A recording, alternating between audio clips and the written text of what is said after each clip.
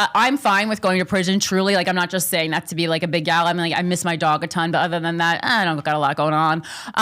So it's fine. I'll go to prison. I don't know. Sorry. I'll watch out for it.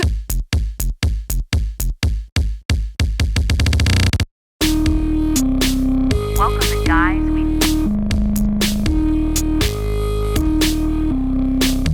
Hello, everybody. How are you?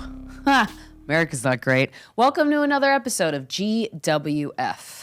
It's the podcast you love to listen to. We're doing some changes. That's a great tagline. we're trying to simplify the title a little bit and make it easier for YouTube. So we don't really have. There's when you've been doing something for 12 years. Timing wise, as a stand-up comedian, very hard to change it. But we're changing it. I'm your co-host, Corinne Fisher. I'm your other co-host, Krystyna Hutchinson. Welcome to the show. If you want to send us an email, it's sorryaboutlastnightshow@gmail.com. Make sure to make that subject line really descriptive and fun and enticing and better than a sale email as we go through it, because there's a lot of spam emails, but there's a lot of great emails, and we're almost at capacity. But keep emailing us your story. But keep emailing them. We'll buy more storage if we need to. This episode's going to be a solo episode where Corinne and I are going to read a bunch of your emails. Speaking of emails, but first, let's get some stuff out of the way and off our chest. Corinne, do you have a news show? A new show? A news show. Oh. I was like, do I have a new show? I was like, I don't think that I do. I have some exciting political stuff to talk about, but I don't have the full information yet. But teaser, if you're in Arizona, I haven't been to Arizona in a really long time. I'm going to be doing a political event there next month, and it's going to be the start of something really cool. That's not going to make me any money, but that's not the point of it. But we're going to have to find a way to make money off doing it, even though I have ethical issues with that. But I got to pay my rent. Patreon, baby.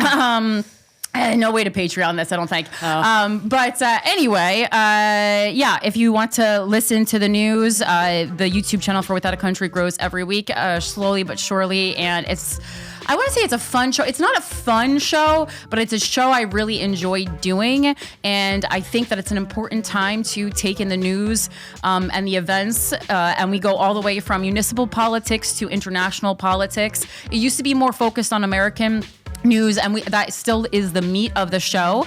But obviously with my mayoral run, I became extremely interested in municipal politics. So we do a lot on there because I do feel like that's an area of expertise for me now. And international news, we obviously talk about, Gaza, Israel. We're going to be talking about Iran, Venezuela.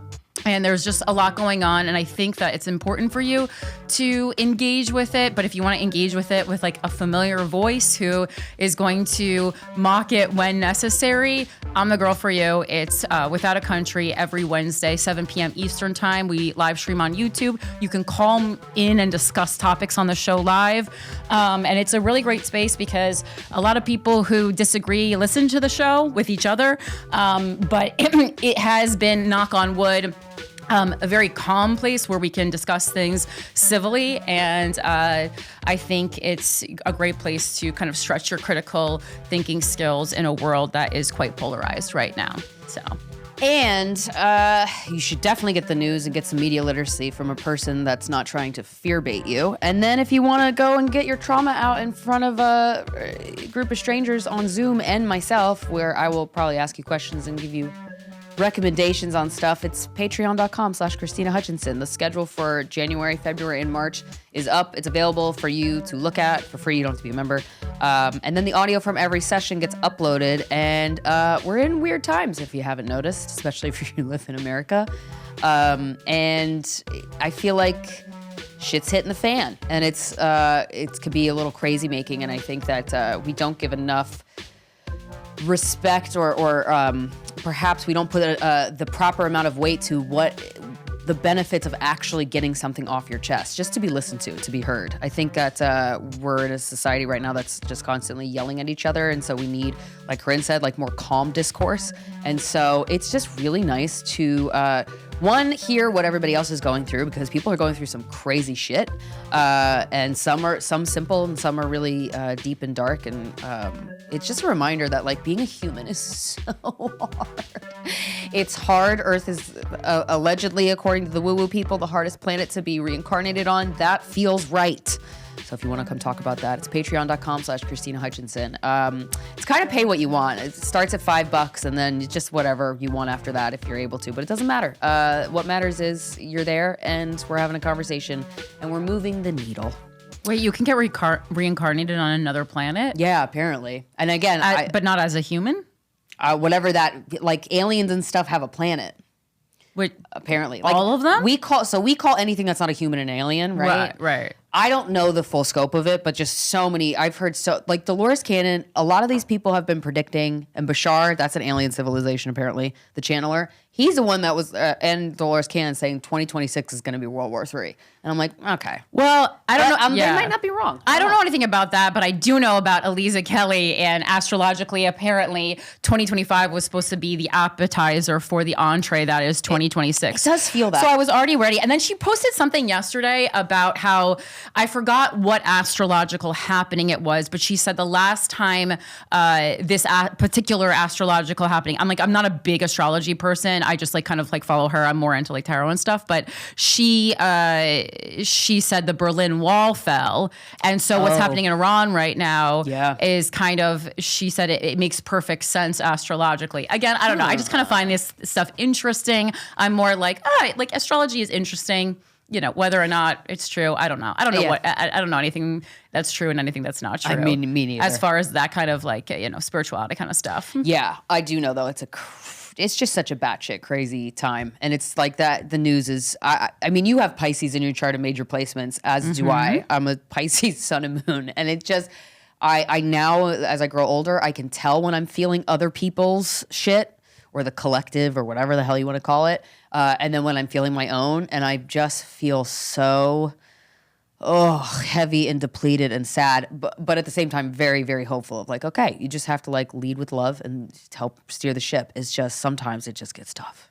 Well, I mean, sometimes when you lead with love, though, you get shot in the face in the driver's seat of your car. Yep. I would say I wasted a lot of time, but I don't think it was a waste. But I mean, I spent all weekend watching crazy videos of not just her. I mean, there's so much stuff happening, specifically in Minnesota. But I just literally spent, a good 24 hours just on my phone watching different ICE attacks terrorizing Minnesota. Yep. And I know people love Tim Walz, but it's kind of what do you Well, that's what I'm saying. What are you doing, guy? Everybody's saying, get out of Jacob Fry. So hot. But he's like, get out of here. Okay. He's such a you. Oh, he's so hot. He looks like a little boy. No, he looks like a man.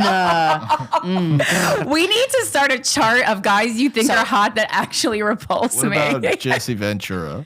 Who? Jesse Ventura. I thought you said JC Ventura. No, because he also was talking to the media about it. Oh yeah, no. Well, Jesse Ventura is. Yeah, I don't know. He's on the other side of the spectrum. I don't think he's hot either, but I do like him. Agree on that because he always goes hard. Yeah. I actually studied a lot of his moves for my campaign because he's a very interesting guy. He is. He's a good speaker, very charismatic. But the people saying get out of our city. Okay, you could say that all you want. Take legal action so that they legally cannot be there, because otherwise they're going to do it. The video of the fucking DoorDash woman, delivery driver, bolting into the woman's house because and then the homeowner that was holding her fucking baby. Sad video. And that led me down a rabbit hole of looking up, you cannot legally provide, if somebody comes into your house without you inviting them, it's like a vampire. They come into your house without you inviting them, you didn't do anything wrong. But if you're saying, hey, come in here for safety, aiding and abetting. You're harboring, and you could be held liable for criminal charges. But they're shooting people. I'm like, this is insane. This is absolutely insane and disgusting. I think it's a time when a lot of us are going to have to make a moral choice. And you know what? I mean, it's I don't know, take me to prison. But the thing is, I'm fine with going to prison, truly. I'm not just saying that to be a big gal. I miss my dog a ton, but other than that, I don't got a lot going on. So it's fine. I'll go to prison. I don't know. Sorry. I'll watch out for it. So someone could, sit in here and just kind of be a bitch, and it's fine. But I do have to be honest. I'm not trying to get shot in the head. I don't want to get shot in the head either. And so I think, a lot of people are like, oh, we only care because it's a white woman. That's not true at all. I think Renee Nicole Good's murder is a wake-up call for a lot of liberals, especially white liberals, who thought that we were able to, like if you're someone who protests a lot, like it's always like white people go to the front because the cops or whoever won't attack you, they won't push you to the ground. And that reality is clearly not so anymore. So now it's like, it's not that it's like, oh, it was okay when they were shooting, black and brown people, but it's like now we have no control and none of the regular people can step at the front of the line. We're all equally in danger.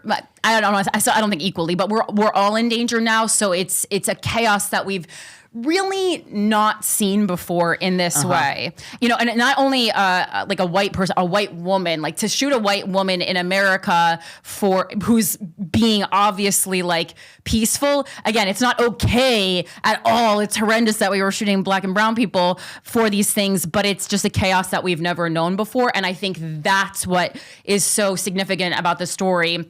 And like I've read a lot about it. The fact that it happened blocks away from where George Floyd was murdered is fucking insane. Well, don't tell me there's no woo-woo something with that. I don't know what, but I'm like, that's Minnesota's insane. a mess right now. I mean, between it's like they and I don't know. It's just and like they're changing all kinds of things so that there can be no longer like congressional visits to ICE detainment centers. Yeah. I mean, like there's all this kind of scary. crap going on.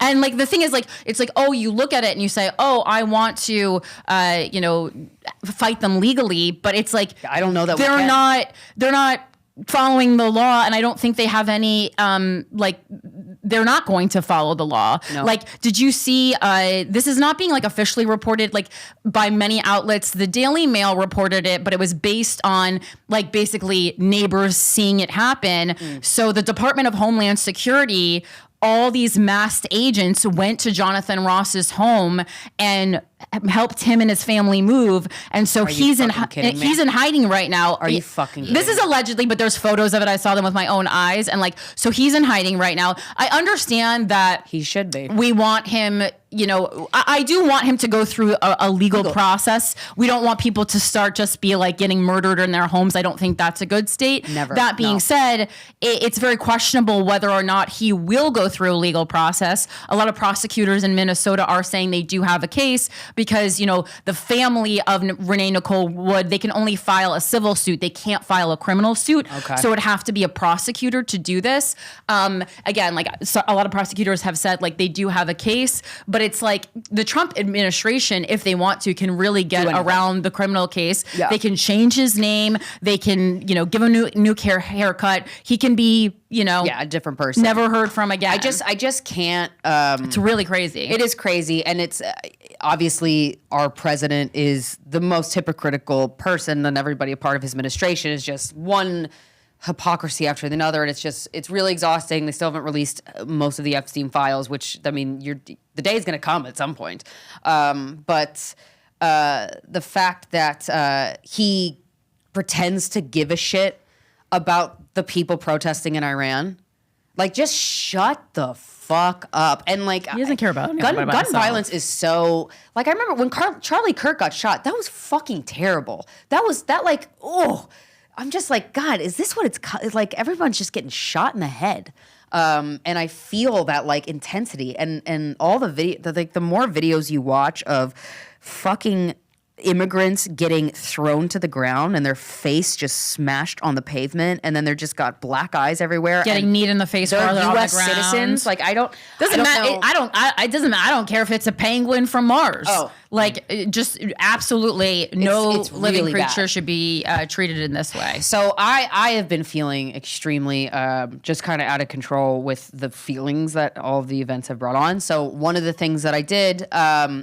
If you live in New York City or you're near New York City, if you go to iceoutofny.org, there's this training schedule, this forum. Oh, is it a forum? Wait, it's January 31st at 9:30 a.m. Let me just make sure I'm getting, because I also want to give you guys information or a link to go to this training forum. Join ICE out of NY People's Assembly on Saturday, January 31st. This assembly is an invitation to build collective strength, bringing together activists, organizers, and community members to engage in political education and collective discussion about the strategies and tactics needed to get ICE out of New York. Participants will gather in a participatory space to share experiences, learn from one another, and deepen our shared understanding of the moment we are in. There's also going to be information on what your legal rights are. If you are a bystander, I know across the board you have the legal right to film. Thank God so many people were filming when Renee Good was shot in the face twice, and then another shot, I don't know where that one went, including the ICE officer who shot her in the face was filming. That didn't really do him any good. But you can film. And so there's this other website that you can sign up if you're a New York City resident to volunteer walking people to and from their immigration appointments at the immigration courts. And obviously you cannot get in the way when an ICE officer just decides, oh, you went to your appointment like you should have? Cool, now you're getting kidnapped. You can't get in the way. You can't obstruct that arrest, but you can know the person's information, know their name, and put their name in the system and kind of keep an eye on them and follow up with where they are and stay in touch with their family and kind of be a liaison. So that is New Sanctuary NSC.org. So it stands for New Sanctuary Coalitions. Again, it's New Sanctuary NSC.org. That's where you can sign up for more informational sessions. There's a lot of immigration lawyers that are doing trainings just for the general public who wants to help. I don't know, and I'm somebody who has a temper that could destroy a building. And so I have to remind myself, so I'm just going to say this to anybody else who has like a really bad temper, especially when it comes to injustice and people getting treated and abused and terrorized unjustly. I keep reminding myself that I'm doing this out of the love for the people that are being terrorized and the love for America. I used to associate patriotism with like a redneck hick that is obsessed with Trump and goes to NASCAR races, and that's actually not what it is. I'm actually, the more America goes to shit, the more patriotic I become because there's more good people in this country than bad people, but unfortunately the bad ones are in charge, and a lot of the bad ones have guns and a badge and the right to terrorize. So doing it for the love of the people that don't deserve this and that deserve a house and a roof and an education for their children. Yeah. If you're kind of struggling with, because I used to say to myself, I was going to volunteer to escort to the immigration appointments, but I was like, I'll freak the fuck out. Well, I don't want to get arrested, but or shot in the face now. Well, exactly, and that's the thing. And I always talk about this a lot, but it's like when you are protesting or when you are doing these things, like keep in mind, like, and this, I'm not saying this to stop you. I'm just saying this because I think sometimes we walk into situations, especially as white people, as invincible. And you are not invincible. And so just keep in mind, like you are taking a risk, and that is not to dissuade you at all. It's so you go into a situation having all the information, because we all deserve all the information about, situations that we are in, or putting ourselves in. And if you're not in New York City and you want to do something, you can also always go to mobilize.us, and they have a whole slew of events, petitions you can sign, volunteer opportunities. No matter what your financial background or the amount of time you have, we can all do something. Some of us can do like more than others depending on the responsibilities on our plate, but we all can do something. And I think that we all this should. is a more very important to remember. Yeah. You know what else is crazy is that they're Eric. intimidating Jerome Powell while this is happening. I saw that. And no one's really talking about it or acting I like saw his speech. Well, what they're doing right now is they're trying to overload us. Like this is a tactic. So they're overloading us so that we go, oh my God, there's just so much bad stuff happening. I'm going to completely dissociate. And that's you absolutely cannot dissociate. Again, like just even if you just pick one thing and that's the thing that you worry about, okay, that's fine. That's great. Really, truly, it takes nothing to pick one thing. To donate money to a Minnesota food bank because their fucking funding is getting squashed by the federal government. There's so many things you could do big and small that are free, that just require time, that don't require time. I mean, oh my God, we need your help. Yeah. And then read The Will to Change by Bell Hooks. It's so funny as this stuff is going down, when Sent it to Jonathan Ross in prison. I know. Well, when that video came out that he took and he shot her in the face, shot her again, and then said "fucking bitch," I wish I could prosecute him because that is all the information I need. It's all the information you need, is right, Corinne. And people were making fun of like liberals for like, oh, of course the language police are at it again. I'm like, no. This is about being a woman and knowing exactly what that means. I don't care if you call someone a fucking bitch. It's after you shoot them and like that kind of in the face. And as that adrenaline rush is kind of coming down and you say fucking bitch, that just gives us so much information. It's not about being language police. I don't give a fuck. I say cunt. I have a hat that says cunting season. We call our audience. You guys email us and go, sorry, I'm being a dumb bitch. Like we say it all the time. It's not anything. But the vitriol that was in his mouth and when he said that, I feel like I felt every single woman who watched that video. I felt them go, yep, there it is. There it is. There it is. Jonathan, you should read The Will to Change by Bell Hooks. I don't think he will, but maybe not with that attitude, right? I am genuinely interested what happened in Jonathan Ross's life to get him to come to this point. And I would love to sit down and there certainly with are him behind bars and talk to him about it. I would say, genuinely interested. Everybody has a story and everybody has reasons, big and small, societal reasons, cultural reasons, familial reasons, traumatic, personal, childhood, whatever it is. Like we all have these layers of reasoning that go into why we do the things we do. Well, and I also think that specifically like men like him have a different type of vitriol towards lesbians because they can't control them by talking about their looks or taking or forcing sex upon them in the same way. I mean, obviously they could force sex upon a lesbian, but like you don't have that same control over a lesbian sexually. And I was just really thinking about this a lot this weekend. So I'm like, oh, you really see, you're seeing a woman existing in the world who truly does not need men, period, hard stop. And it enrages you.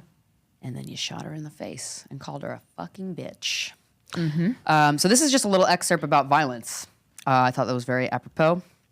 It is not easy for males, young or old, to reject the codes of patriarchal masculinity. Men who choose against violence are simultaneously choosing against patriarchy, whether they articulate that choice or not. In his insightful essay, Gender Politics of Men, R.W. Connell calls attention to the fact that men who oppose patriarchy remain at odds with the world they are living in. Quote, men who try to develop a politics in support of feminism, whether gay or straight, are not in for an easy ride. They are likely to be met with derision from many other men and from some women. It is almost a journalistic cliche that women despise sensitive new age guys. They will not necessarily get warm support from feminist women. Ultimately, this is Bell Hooks talking, the men who choose against violence, against death, do so because they want to live fully and well, because they want to know love. These are men who are true heroes, the men whose lives we need to know about, honor, and remember. There you go. So start this weekend by, letting your wife drive you. And then you do the dishes. Yeah. Or just get a dishwasher. You can get a cheap one inserted. Oh, you can? Yeah. Oh, I should do that. Yeah. They're like littler, but you can get kind of like a portable one installed. Countertop one? Well, yes, a countertop one, but like to get like a small one installed, I was reading, I was like, not that much. I have one, thank God, but that's just because a chef lived in my apartment before me. That's awesome. Yahtzee. Awesome. It was awesome. All right, if you want to email us, sorryaboutlastnightshow@gmail.com. Oh, and then just 1 second before we get off ice, I also saw this other thing. I saved the amount of articles I was saving. This weekend was crazy. But there's also another article about how there's like, of course, sexual assault running rampant in these detention centers. Yep. And oh my God, there was like multiple headlines about it. One second. So yeah, it said ICE detention center says it's not responsible for staff sexually abusing detainees. ACLU released something that said ICE detention center says it's not it's not responsible for staff sexual abuse of detainees. Who is? I guess the people who are getting raped. Okay. Gotcha. Yeah. And like, it's like, it's like, is this, not that it's okay that's happening to adults, but it's like there's children there too. God knows what's happening to them.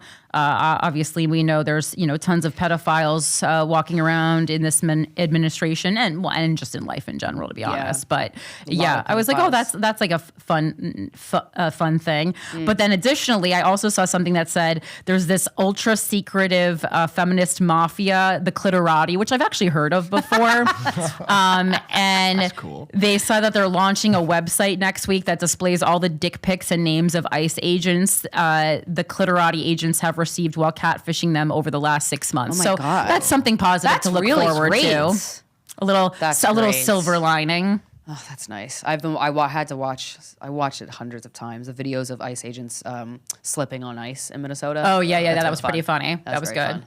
That was. But it also made me go, a man with a fragile ego and a temper and 47 days of training and a gun, is he going to shoot you for making fun of him for slipping on the ice? Because it feels like he would. And I think Feels like he would. What happens to Jonathan Ross is really going to set a precedent for what is allowed. I mean, there were multiple videos of ICE agents after the murder of Renee Nicole Good that, were telling civilians, don't make a wrong step. You saw what happened to Renee, or you saw what happened to that lesbian bitch, I think someone said. And then other people were like, you guys haven't learned anything from that. So there was like multiple accounts of that happening. So obviously, it's just like whatever you can get away with is what will continue to happen. Yeah, I posted about this. I reposted the video that you had posted on your stories from this guy who had a police officer friend who got ran over by a car. Oh yeah, that guy's been providing a lot of great information. Yeah, and the police officer that got ran over by the car did not ever shoot the driver because he used his discernment even after like a really traumatic physical thing happening to him to know that the guy wasn't trying to kill him. Anyway, you're not. I believe, and again, I've like looked at a lot of stuff.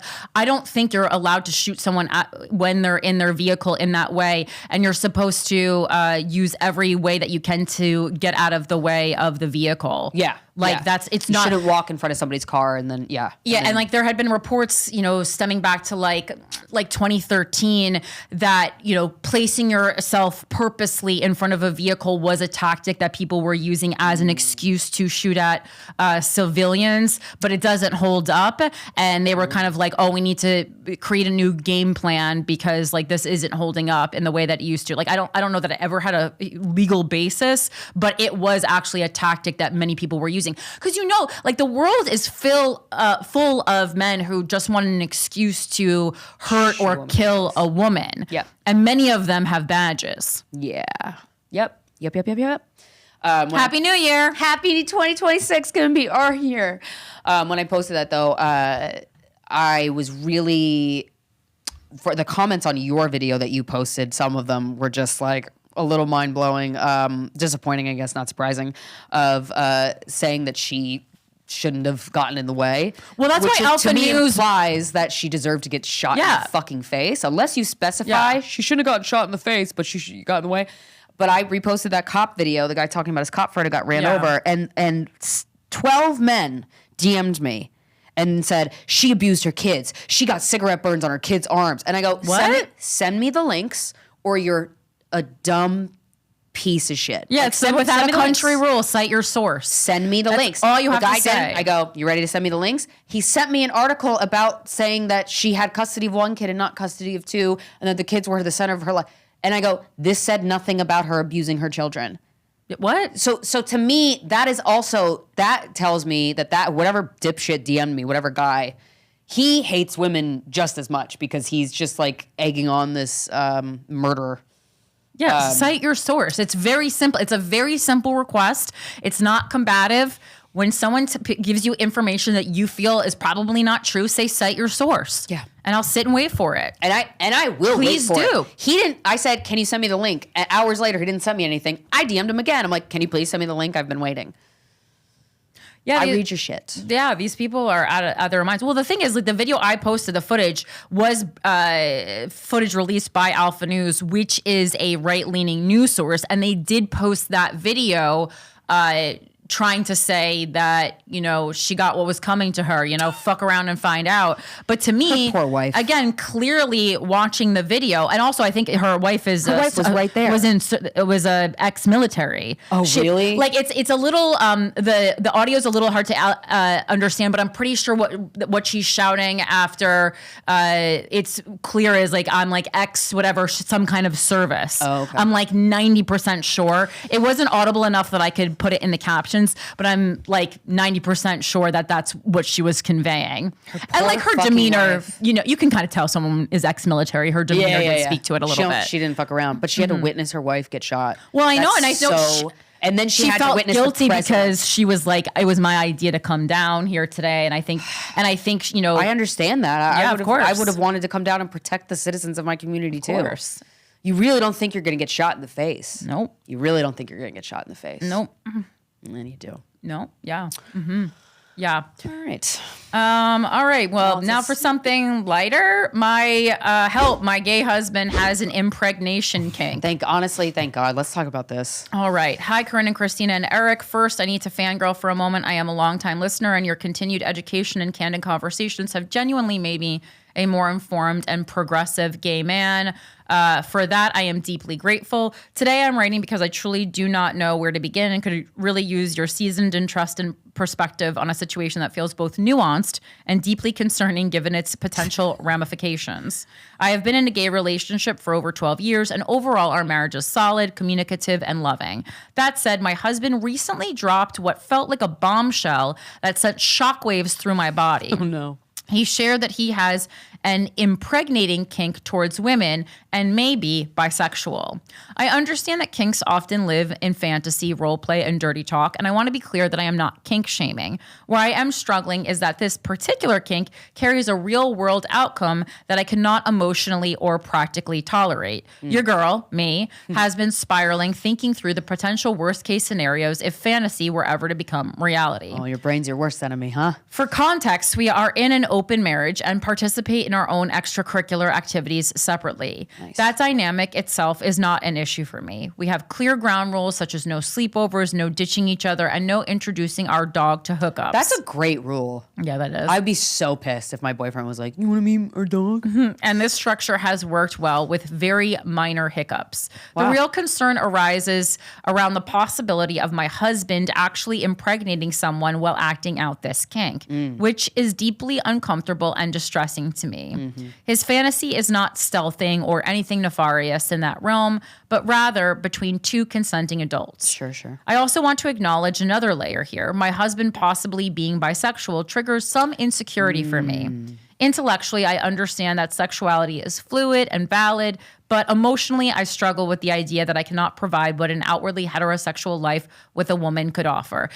I'm just going to stop right here, and I know this is going to be problematic, but if this guy's been with a man for 12 years, he's not that bisexual. He's mostly okay. gay. He's just not that bisexual. I think everybody would kind of fuck their own gender, but like this guy's mostly He's gay. just really not that bisexual, so I don't think he got much to worry about. But I hear you.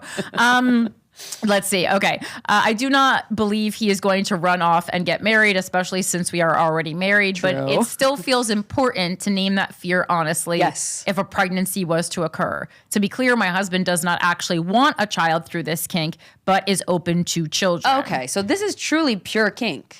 However, he claims this is a kink, not a desire for parenthood in this fashion. Still, the existence of a child would be a worst case scenario for me. I hear you.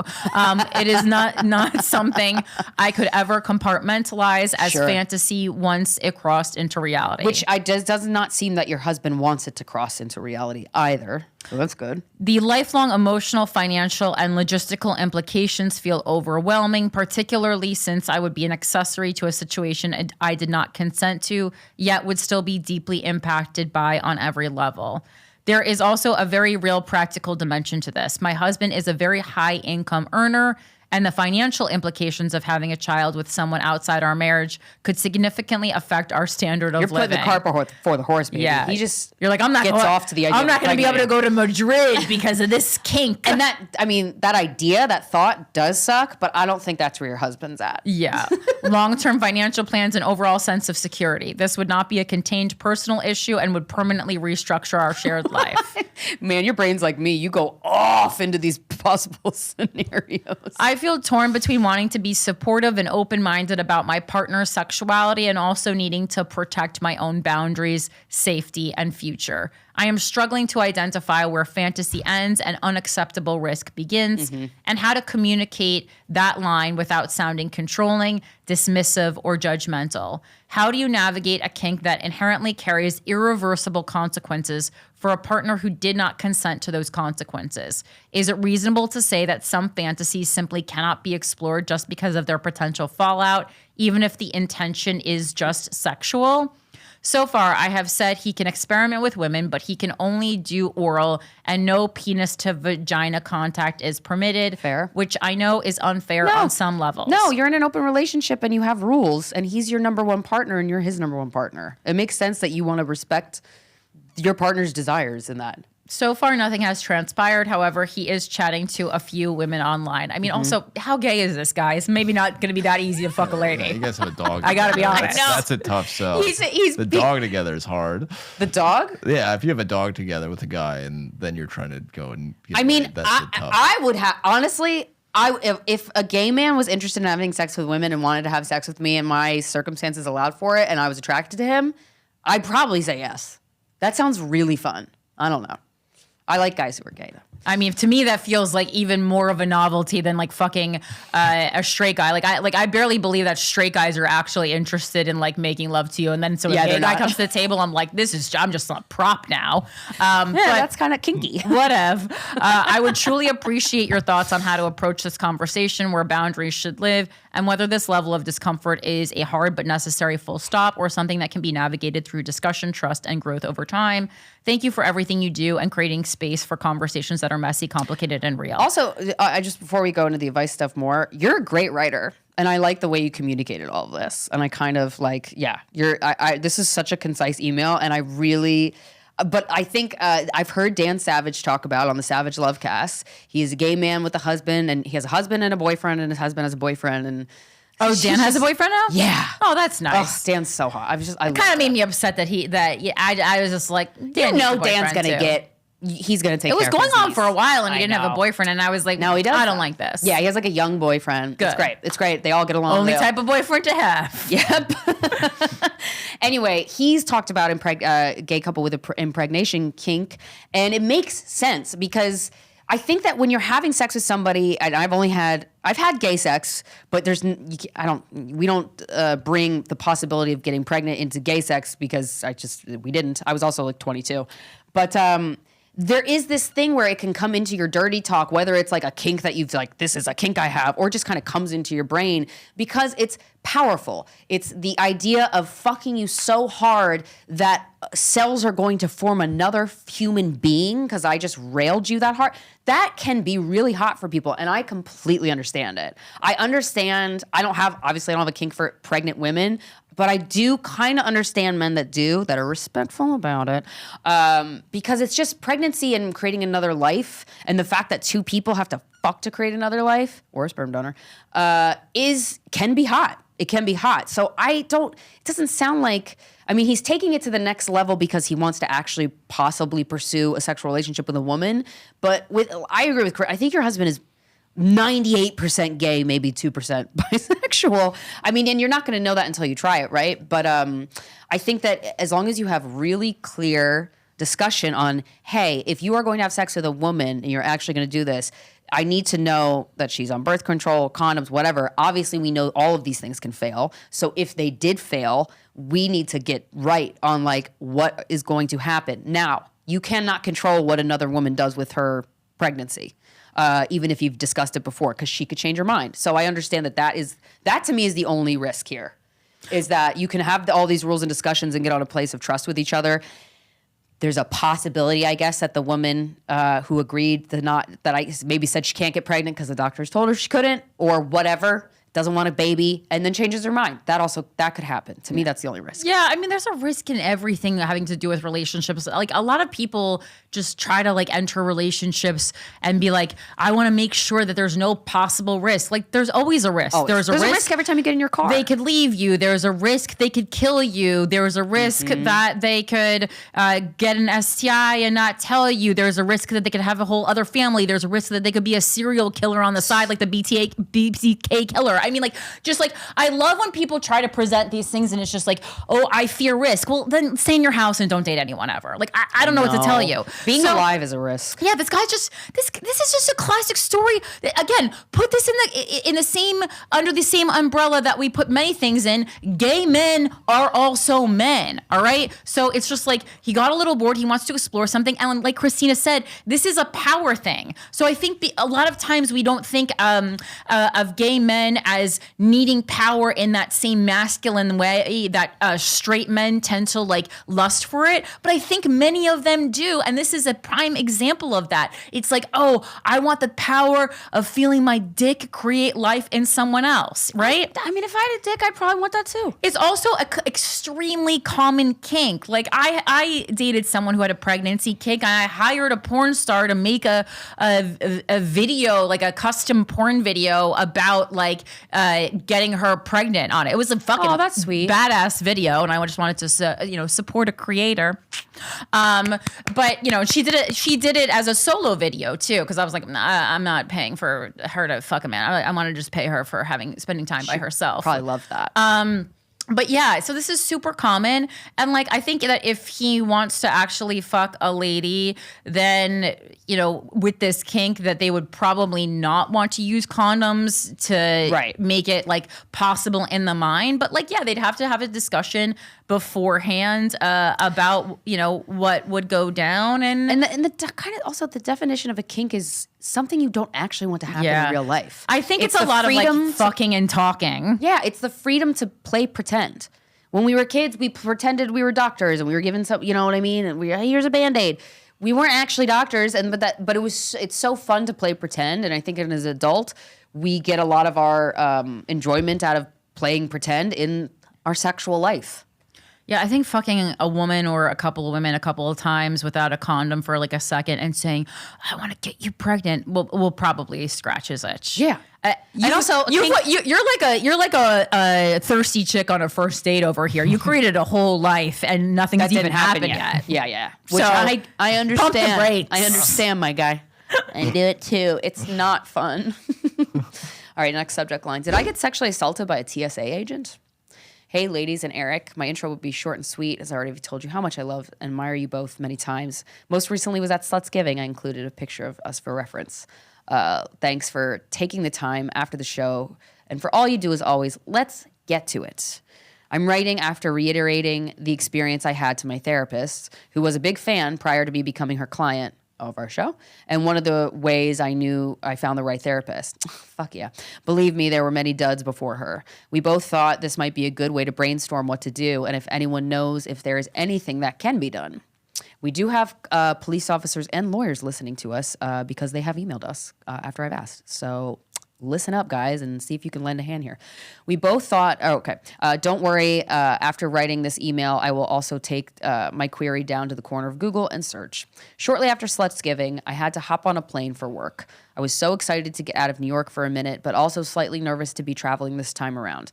Let me explain why. Corinne, I also turned 40 this year. I'm a Leo baby and celebrated in 3 very big ways. First, I took my family and friends to a water park. Oh, it's so cool. Where I rented out one of the luxury cabanas. Oh, that's so fun. 40 of my favorite people were able to do their own thing, whether it be drink a White Claw on the lazy river all day or tire their kid out in the wave pool and then drink a White Claw on the lazy river. After that celebration, I checked skydiving off my bucket list. It was the most incredible thing, and I would do it again if I could. Finally, we rounded out our celebration with getting a pacemaker implanted in my heart. Okay, girl, get that pacemaker. Yep, a tiny chip lays on the left ventricle and regulates my heartbeat. To make a very long story short, I was born with a heart defect that at 9 months old was repaired with open heart surgery. Now, in 1986, they could only do so much, and I knew this repair would only last for a certain amount of time.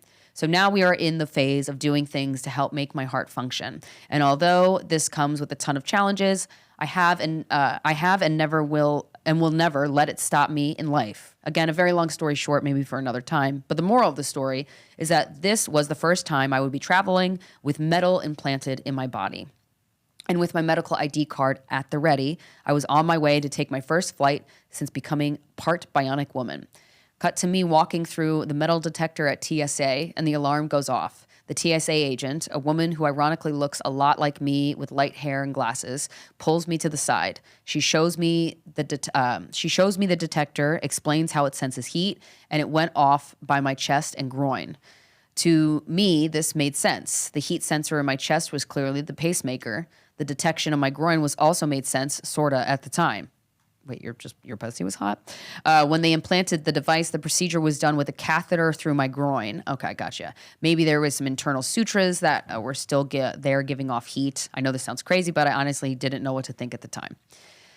Since she then told me she would be conducting a search and asked if I felt comfortable with it being done in public. Before I could even say anything or answer the question, she then asked if I had metal implanted in my body only after she informed me of conducting the search. This was my chance to show off my handy-dandy new card. So I told her yes, I had a pacemaker implanted and can provide proof. She disregarded my answer and asked again where I wanted to be searched. I'm just confused. Aren't you supposed to do the medical card before you go through so they hand scan you? I'm pretty sure that's what you're supposed to do. I don't know. I've never had it, but... I mean, and this was literally her first time walking through. So maybe I think you're time, supposed to present it before. The TSA agent then did the most thorough search I've ever had done on me in public and maybe ever.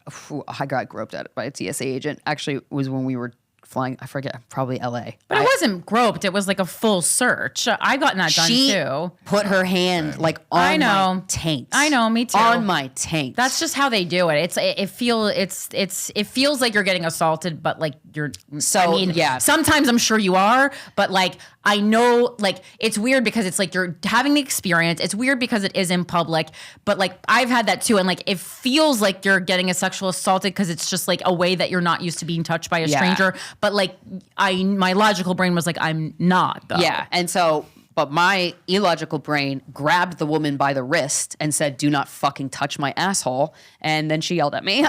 Anyway, I always get tempted to go, Eric. You know what though? I wish I would have done that because that would have like brought my anger down.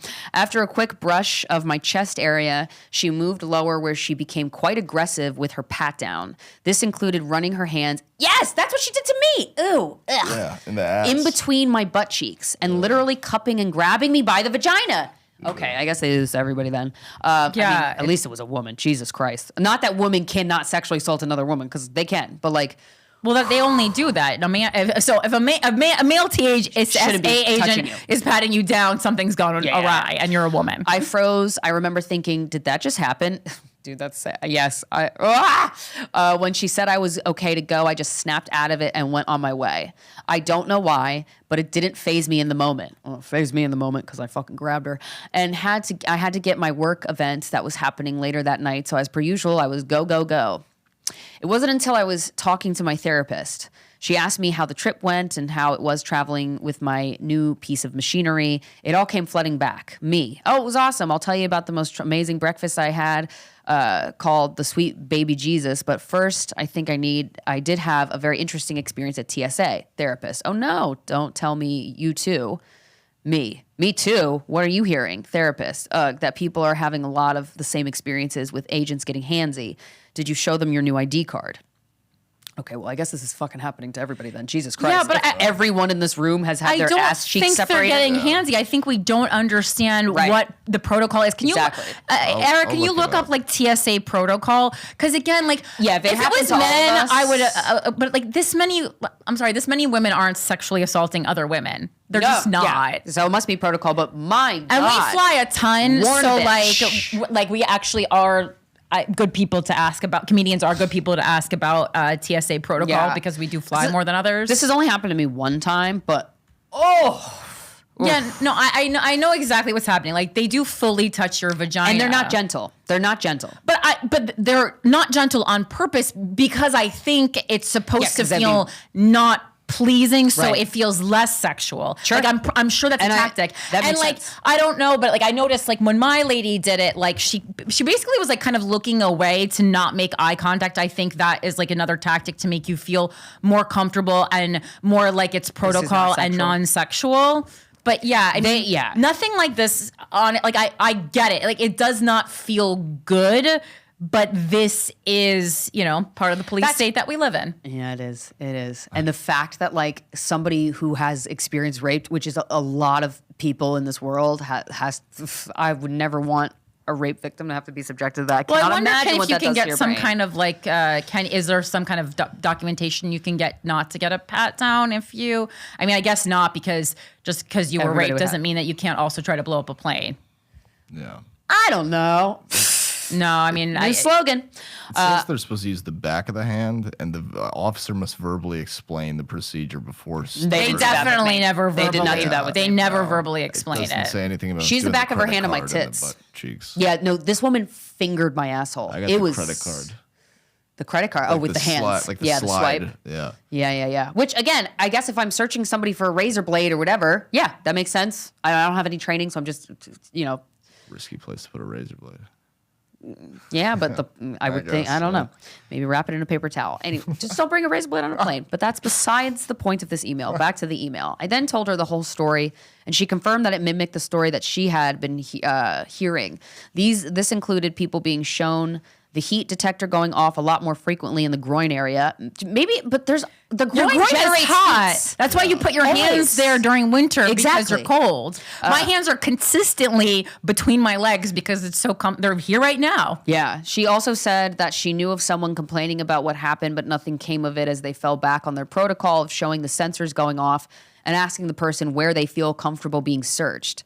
But I was searched in front of everyone in broad daylight. What in the actual fuck? I mean, you did say she asked you. But that's normal. The search She asked always, me too. Yeah, the search always She happens asked me in her. before that happened to me. I remember she goes, "Do you want to go in the back?" And I go, "No, I want to get on the fucking plane. Just do what you Yeah. got to do." Like I didn't know she was gonna finger my asshole. So, that does add, writer, a different level to it that it happened in public. No one gives a shit around you, but like you do. I totally agree. It feels like being molested, but this is like, I mean, unless there is some not a prevent larger another 9/11. conspiracy, and this is, released when the redacted parts of the Epstein files come out.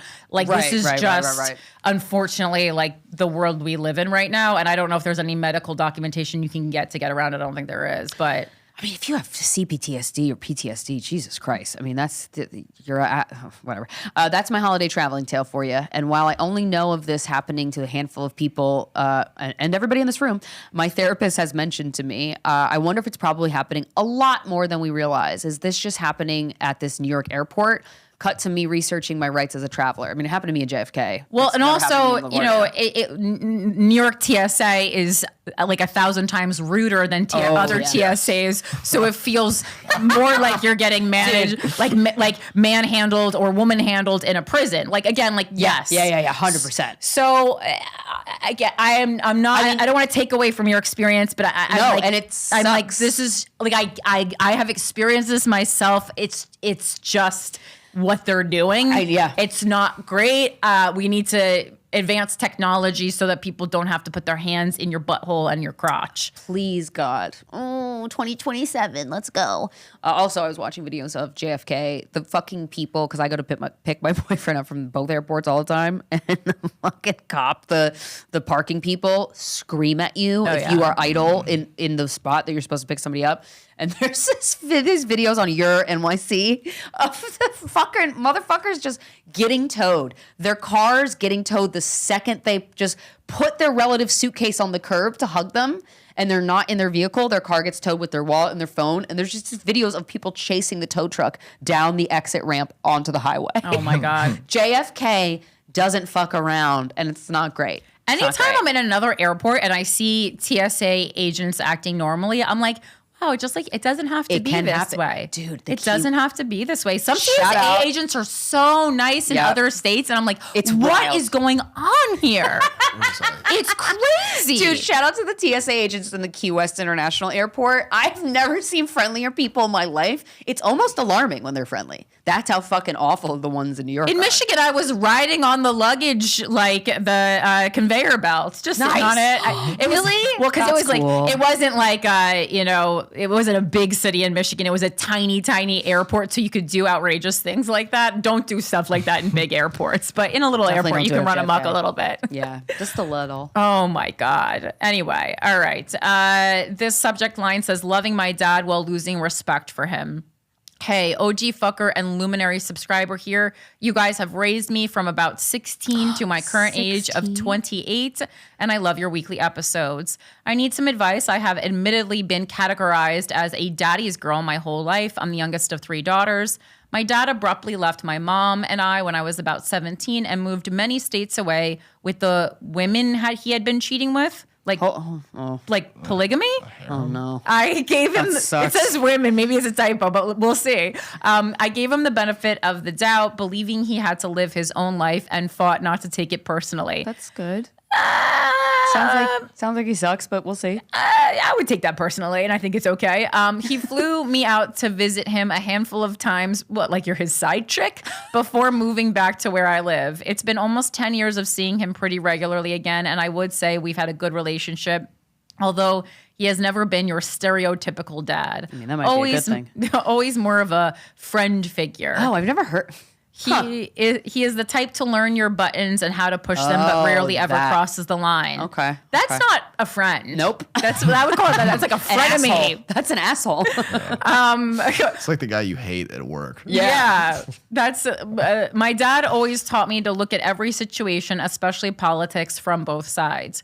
I always heard from him that if you are not a Democrat when you're young, you are heartless. And if you Okay. are not a Republican when you are old, you have no brain. Whoa, your dad's sending some mixed ass messages. Put that on the button. That's a good one.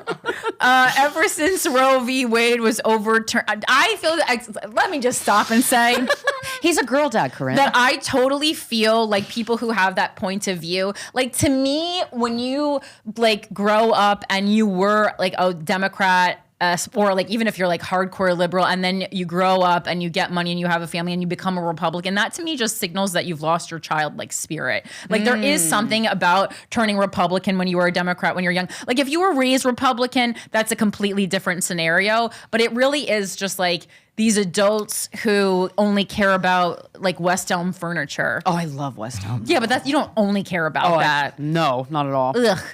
Ever since Roe v. Wade was overturned, I feel he has changed. He claims to still read both sides of every story, but he has extremely Republican views and only ever cites or quotes what I feel is Republican Yeah, propaganda. because he's probably getting all his side chicks pregnant and wanting them to get abortions. It's like, what is he only reading Breitbart and InfoWars? I am finding myself actively losing respect for him. Yeah. He's also been opening up to me and my fiance more, going as far as telling a horribly vivid story about how when he was young, Aw. he and his friends murdered their cat What? that they had injured. I'll Oh spare my you the details. God. Yep. Wait, was it like a horse thing where you got to shoot the horse because he can't walk kind of thing? I don't want to ponder that. I think you just take it to a vet and euthanize it if the cat is injured. With all the political violence, he has the stance of obey or die when it comes to ICE. Cute. It's just so funny that the right, who is so we need less government, likes ICE. Like, I know. It does not make sense, guys. What's the stance? Do we like government overreach or do we not? No, we like when they're on our team. That's what the They're Republican not. parties come They're down to. on nobody's team. That's not according to the MAGA people that still like MAGA. Oh, I feel my like they really. Lord. These are our mascots. Yeah. He does not believe that the current politicians are actively against women. I mean, He's the wrong. world is against women. I'm not like losing sleep over it. It's just so. It just is, yeah. And views me as a tin hat wearing fool when I try to explain. Yeah, of course. This Yep. always I know this flus- guy. This is my dad. Yeah, this always flusters me to the point of forgetting my point. And he likes that. Trust When me. politics are not brought up, we get along great. But with everything going on, it's hard not to be in a situation where something is mentioned. I have voiced my concerns to him, and he always argues back that he doesn't actually like Trump. Oh, okay. But believes that our country needs some serious change. Okay. That's like saying I want to redo the living room. Let's set the entire house on fire. Mm-hmm. He's a veteran and admittedly does know more about world events than I do and is the best debater I've ever gone against. Is he? So it can be very hard to have a real conversation where I feel heard. So that's not... He's probably using He's not debating. the JD Vance tactic where it feels like he's answering the question, but he's not directly answering the question. Again, another tactic that people love using. I am getting married in October. I am the only daughter to have a wedding, and I've heard from everyone around me how emotional the idea of walking me down the aisle makes him. He would never show emotion in front of me. Yep. I am finding it harder and harder to feel the same about him, and I'm not sure where to take it from here. Is this just a consequence of getting too close and comfortable with a parent as an adult? No, I think this is a consequence of your dad being red-pilled, but okay.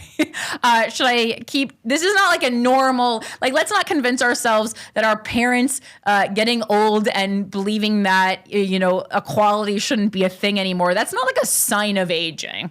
That's a sign of the times that we're in. Mm-hmm. Should I keep trying that? I mean, this reminds me of when I was like at dinner with like a comic friend of mine, like at her family's house years ago. And her grandfather just said something openly like, I hate Jews. And they were like, L'chaim. And then I was like, and then they were like, oh, that's, you know, he's just old. I go, that's okay. not, what? Huh? No, I know a lot of old people that don't hate Jews. Oh my God. Should I keep trying to explain the disappointment I've been feeling towards him when it won't change his mind about current events, or just create a strict boundary that I will no longer speak about politics with him? I hate how much he affects me, and I am sure there are some deeper things there that a therapist would find. Just looking for your thoughts on what to do with these feelings. A side note, I was gaining weight 2 years ago, and he called me and asked if I was okay because I had gained so much weight so quickly. He wants to negatively affect you. This is so clear to me. I mean, how much weight? I mean, it's not, I don't know. It's not, I don't think that's crazy. He told me I needed to go to the doctor. This was all said very bluntly. This devastated and embarrassed me beyond words. But I mean, if somebody gains a lot of weight in a very short amount of time, that is a medical issue. It's right to be concerned, but I guarantee your dad didn't deliver that news in a nice, calming, like gentle way. He probably was a little bit of an asshole about it, and that's not fun. Yeah, your dad. I don't really know how to get into this. Like, your dad definitely has too much control over how you view yourself. Yep, and. Krystyna can talk about that in a second, because I don't really know the answer here. This devastated and embarrassed me beyond words. So, because it's very interesting to me to experience embarrassment on a private phone call between two people when you did nothing wrong, right? Right. You know, because if someone calling you and like you did something wrong, okay, I can understand embarrassment there, but. Yeah. I did make a doctor's appointment and found out I had insulin resistance and an insane amount of food allergies. Okay, great. Once I corrected, I lost all the weight that had been mostly inflammation, 45 pounds worth. Damn, girl. So like, yeah, I mean, like, that's crazy. Your body was crazy inflamed. That is a lot of weight to gain quickly, and I'm glad that you're feeling better. This has fucked my brain into thinking he is right about a lot of things. Okay. Stupid daddy's girl rationalization. No. I know. I attached a Christmas picture of my fiance and I with my very spoiled cat Jasper, along with a photo of my dad and I at a friend's wedding this year. Thanks for all you do and for help working through these voices in my head. Okay, so I can.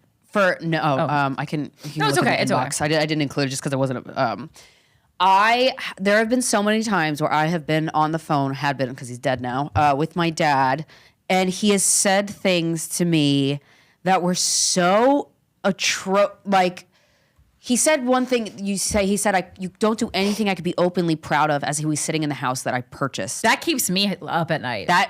It's back to keeping me up at night. I was able to compartmentalize it, but now it's back. And so, but at the same time, and my dad was drafted into the Navy.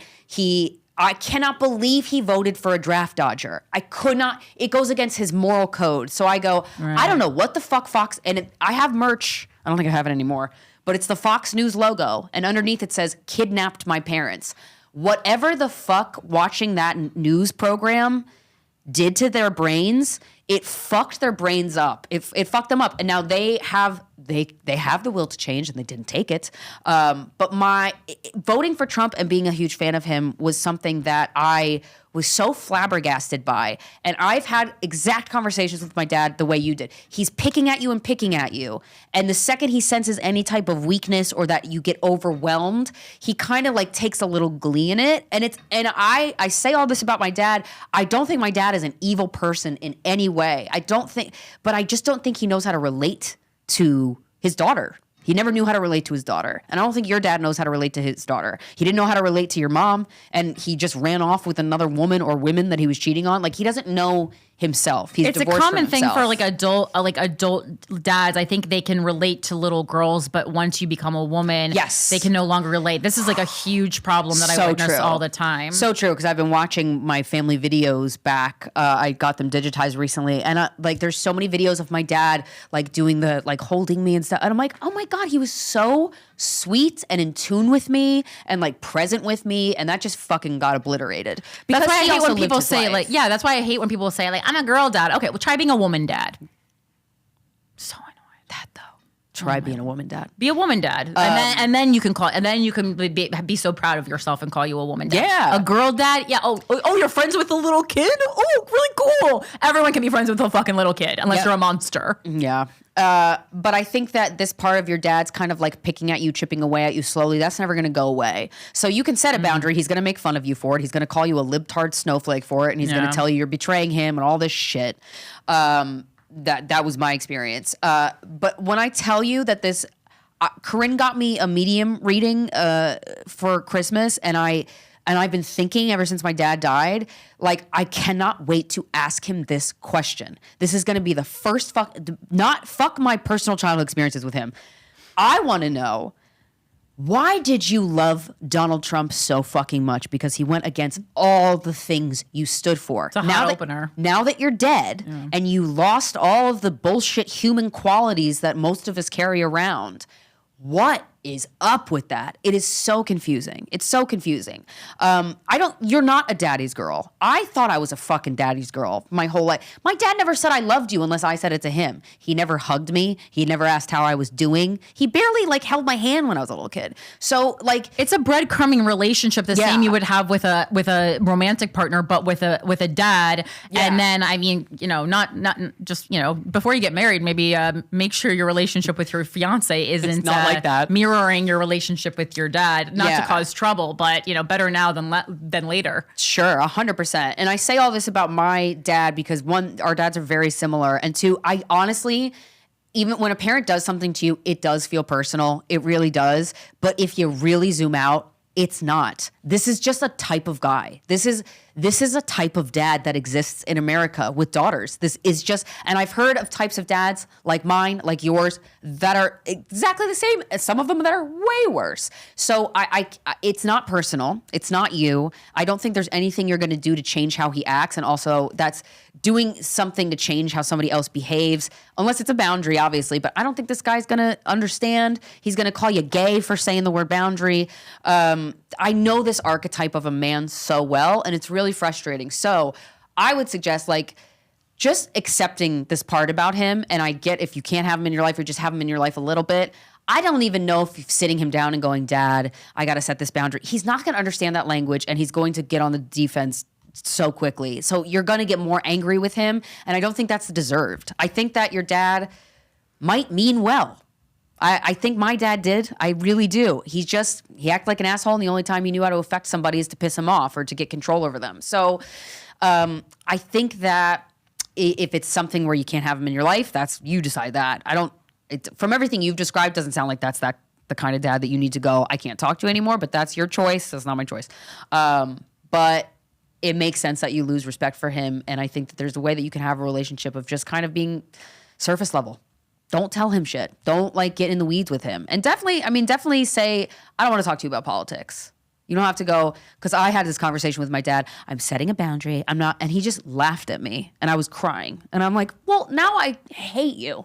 So I think to avoid that, just say, I don't really want to talk about politics with you. And then him walking you down the aisle, if that doesn't mean anything to you, it clearly means something to him, but what does that mean to you? Do you want that to happen? And It's your day. It's your day. But also, if you go, look, this guy has a heart. He just doesn't know how to fucking use it. You can do that for him if you want to. That's your personal choice. But like, I don't think your dad is a bad person, is my little diatribe. I He's think a that stunted person. Exactly. And I think that there's a lot of factors, especially after getting into the book, the Bell Hooks book. There's a lot of factors that go into why your dad is the way he is. There's a lot of societal factors in addition to his own personal experience. So if you can see that, awesome. Let him walk you down the aisle and he can enjoy that and you can enjoy it because he's enjoying it. That sounds nice. But also, if you hate the guy's guts, I get it. That's your, Yeah, I But think I millennials understand. and Gen Z are spending perhaps too much energy trying to like change our parents, and Yeah, that's not. I we don't shouldn't know. do that. Like, not that you should live like in a bad situation, but also Sure. at a certain point, I don't know. It's a fucking 65-year-old. Just meet them where they're at, Yeah. and then live your life. Yeah, man. However the hell you want. And like on my dad's deathbed, the last conversation I ever had with him, he was like, "But why did you do this to your mother?" And it's like, in that moment, I got so much wisdom in that moment because I'm like, "Oh, boo. We're not going to talk about that. Like, I'm not going to defend myself. It's fine." I didn't even get mad. And I was really like, oh, this is so interesting. These are just hamster wheels that go on in his head. Like, they're not trying to like stab you with a knife and twist it. That's not what they're trying to do with how they interact with you. These kinds of dads with their daughters. They're just kind of simple-minded in a way. So, hope you have a great wedding. How long have we been going for, Eric? We're at 110. Okay. Do you want to read one Yeah, last let's one? do. Oh, I wanted to read this one. I saw this in the inbox while I was Yeah. planning it out. All right. This one, if you guys remember last week, I Was this from a bonus episode? I think it was. the Free press? Yeah, because I Yeah. talked about something on the intro. I think I should just more Bell Hooks quotes. And then I think on the bonus episode. So the gist of the So advice. yeah, so the Free Press, the in quotes news organization run by Barry Weiss, Abigail Schreier, the author, and look up her titles, had started some kind of like a relationship advice column, and I was flabbergasted by the advice she gave. It was like a mother of 3 who had been married for like a decade, something like that. That's not exactly the details, but something around that. I think it was like 3 kids, been married for a while, and she was just like, no matter what I do, I've tried really hard. I'm not in love with my husband anymore.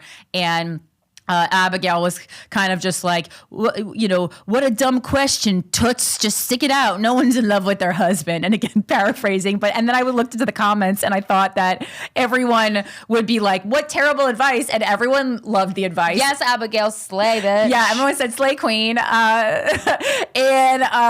So this is someone who also didn't hate Abigail's advice, and let's see what she has to say.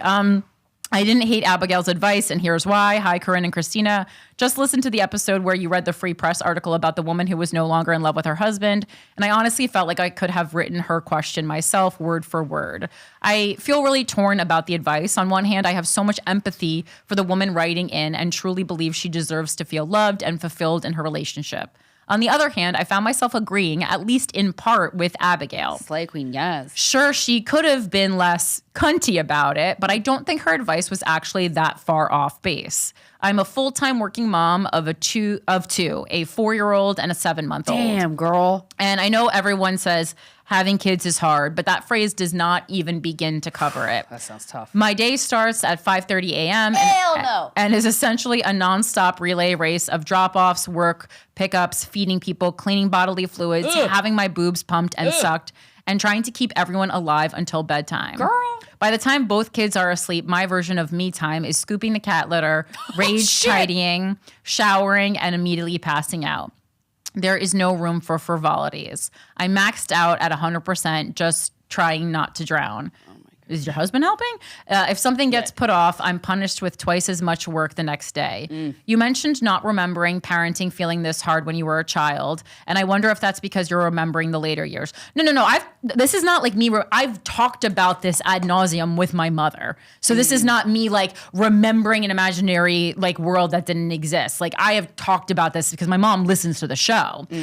When kids are more independent and things hopefully calm down, I also think a lot of mothers protect their children from seeing just how overwhelmed we really are. Mine didn't. Corinne, I'd be curious about what your mom would say if you asked her what her life was actually like with kids under 5. Though I suspect time has softened those memories now that she's made it through and raised 2 functioning adults. Also, when her kids were 5, when Di-Fi's kids were 5, the world wasn't the way it is now. I think that might be part of it. Overwhelmed with this is what you do to make your kid smart. Don't do this or your kid will be dumb. Oh, you're a bad mom. I feel like moms just get fucking harassed with this is what you do. Well, this is what also you do. financially, the world was different. So when my mom had 2 kids my brother and I are exactly 5 years apart. So she never had 2 kids. It would be once I hit 5, he would have been born. My mom wasn't working at that time, so my mom was a full-time stay-at-home mother, which I think is a completely different scenario, which I have expressed on the show. But full-time working with a 7-month-old and a 4-year-old girl, how do you do that? That's insane. Yeah, and I appreciate your point, what you're suggesting here, but if you know Di-Fi, you guys will meet her soon. Oh, she calm as hell. Please know, none of her memories are rosier than actuality. That's just not. That ain't Di-Fi. My mom isn't seeing the past with rose. It's actually hilarious to me even think of my mom remembering something more flowery than this. You just haven't met this woman yet, but I hear you. My Jersey City queen. This is also the first time in history that mothers have had a platform to talk honestly about what early motherhood is really like. True. Straight from the trenches. Again, Diane was getting in fights with people at the post office over seemingly nothing in 1990. In 1990, so there was no censorship, as I think you can tell from my personality in the Fisher household. But yes, I hear you. It's messy, chaotic, relentless, and way more demanding than most of us were originally led to believe. Yeah, sounds terrible. I know you read Abigail's advice in a negative light on the show, but I want to say it actually helped me. Well, that's good then. It reminded me that what I'm feeling is completely normal. It's sad to admit, but most women don't feel a romantic connection with their partner in the early years of motherhood, and that's okay. There's even a popular clip of Michelle Obama admitting she didn't like Barack when their kids were young. Oh, really? That's funny. I don't think they like each other now, apparently. There's all kinds of stuff about them, but we'll see. I don't know. Articles like this remind me that there's nothing inherently wrong with me or my relationship. This is just a phase new parents go through, even though almost no one talks about it openly.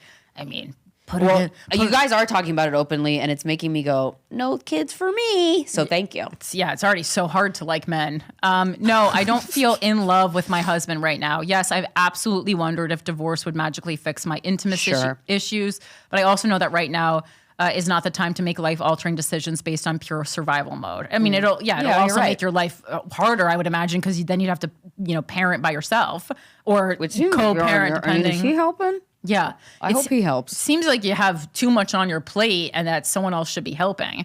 This might sound depressing, but I do think that choosing motherhood means sacrificing parts of yourself, at least temporarily. Yeah, man. But again, it's only supposed to be for 3 years, according to professionals. Are that's you're supposed to put it for 2 to 3 years. I forgot what the saying is. And and after that, you should start putting yourself first again. And I mean, just that little bit, not not you're going to don't feed your kid vacation anymore. for 3 weeks. Sure, I still desire romantic love, but there's just no room to make it a priority right now. There's no real way to do it at all unless you're rich enough to afford a nanny. So why do moms do it? Because of what we get in return. I love my children more than I ever knew was possible. The love that they give me back is incredible. And in those rare, quiet moments when my child curls up next to me, it makes everything I've sacrificed feel worth it. Yeah, that made me feel nothing. Yeah, me too. I know. I'm like, nope. Still a no for me, dog. I love that. But I love my dog. When I hold my dog, I genuinely have never felt anything like it in my life. Oh, no, me too. Not to say a kid would feel amazing. I know it would, but I'm sure I'm missing something. I work my ass off for my and dog. I'm comfortable with that. Yeah, me too. I'm holding on to the hope that as my kids get older, the parts of me I've had to shelve will return, and that when we're no longer just trying to survive, the love I once felt so deeply for my husband will have the space to reignite too. Yeah. It sounds like is he helping? I hope he's helping, but it also doesn't sound like. Yeah, that makes total sense that you don't have time to dive into. You don't have the energy. Yeah. The tank is empty every day. Yeah, I mean, again, this is not having children, but when I was running for mayor, I wasn't thinking about how much I love my boyfriend. Although I was acknowledging how supportive he was and how no other boyfriend could have supported me while running for mayor in the way that he did. So I did recognize that, but I wasn't oh man, I'm have it seeing butterflies. I was trying to write, numbers on a election petition page. This is normal. My marriage is not doomed. This is just the reality of mothering without a village. Thanks for reading a loyal luminary fucker. For sure. That was a good email. We do need a village. Yeah. Man, when you see what they're doing in Asian countries, those raising kids. Like, do you ever see I forgot which country it is, or if it's numerous Asian countries. I'm sure probably Japan is doing it, but they basically go the week after they give birth, they go to some kind of post motherhood hotel, and someone else takes care of the baby, and they just eat nurturing food and lay in bed and relax and recover for a week, and it is a beautiful thing. Wow. I also think too, if you're a mother in America, you can't not be even if you do have support and can afford to buy food for your child, you can't not feel how much America doesn't give a fuck about mothers. Doesn't give a fuck. So that on top of all these advice people trying to tell you how to make your baby Einstein and how to make your baby not stupid or whatever the fuck, and then just going, I don't know what the fuck I'm doing, because no new parent knows what the fuck they're doing. I can't imagine being a parent right now, and I have a lot of respect for you. That's fucking insane. It's such a catch-22, because if you are a child-free woman, you are considered a waste of space in society, and if you have children, everyone's like, oh, congratulations, you're a mom, you're amazing, you're doing the best and hardest job in the world, but we're going to offer you no support, and we don't care that you are having postpartum depression, and is that even a real thing? It's so crazy. I mean, I was getting riled up about the, mother thing with Renee Nicole Good, too, because it was another instance of, had this woman not had a child, I don't even know if anyone would have cared about her death. That happens every time a woman is murdered. Yeah, you're right. It's just we have to talk about constantly that she's a mother, which, yes, I get it. We're both the children of a dead parent. And I understand that believe me, you guys don't even know how much I understand, and I was 35 when my dad died. The hole that a parent dying leaves in your heart. I got it. Okay. So I can only imagine being fucking 7 and that happening, the pain, how that would change the absolute course of your life. But what also is aggravating is that if you are not a mother and you get murdered, that somehow, oh, well, that's fine. No one will miss you. No, you didn't have anything else to do anyway. That was really your only thing. And we just and I know when dads get murdered, they do talk about having children, but it's a different tone with mothers, and it just no one ever goes, and he was a dad. Yeah, I mean, I have heard that a couple times. I have heard it, but it's not the same way, right? Glorified, I guess. It's just the whole thing is atrocious. But I'm glad I understand what you're saying, and I understand what Abigail is saying. I guess it's just kind of I'm not willing to put myself in that situation, I guess. And I think that's a personal choice. Yeah. But hell yeah, that's what feminism is. It's a personal choice. What life do you want to live? Mm-hmm. And I support you living that life as long as it doesn't harm others. Absolutely. And for a woman, it most likely I would just go Gilmore Girls style, honestly. Yeah. Oh, that's fun. Yeah. Sounds good. Nice. Again, well, she was a teen mom, so. Yeah, right. We're past that boat. we already discussed we would have been moms if we would have been teen moms. Guys, thanks for listening. Make sure you follow us on social media. We're at Guys We Fucked without the U and fucked. I'm at Krystyna Hutch. I'm at Philanthropy Gal. I'm at Eric Freddy. Can I plug something real quick? Yeah, well, one second. We have to, we also just, keep in mind, if you want to get bonus episodes that are so fun, make sure to subscribe to Luminary. Yes.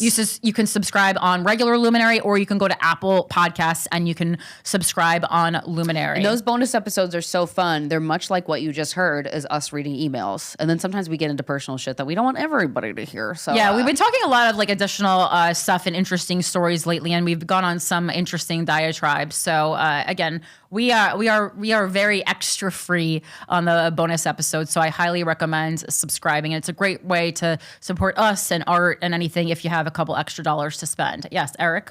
I just want to say that I have I'm doing one of those OnlyFans tapings. I'm doing I've got a little special coming out. Stuff? Sex trafficking? I've got the sex trafficking special? Yes, is your dick going to be out? Yes, I have not for the special. But yeah, so if you want to watch me do 10 minutes of well-edited comedy. Come and subscribe to my OnlyFans. comedy. What's your OnlyFans handle, Eric? I don't have one yet, but it'll be in the link in my bio on Instagram. Eric. All right. We're Well, almost there, baby. Spicy link in my bio. oh my So God. go subscribe. All right. Well, this has been GWF, the podcast you love listening to. We'll talk to you next Friday. Bye.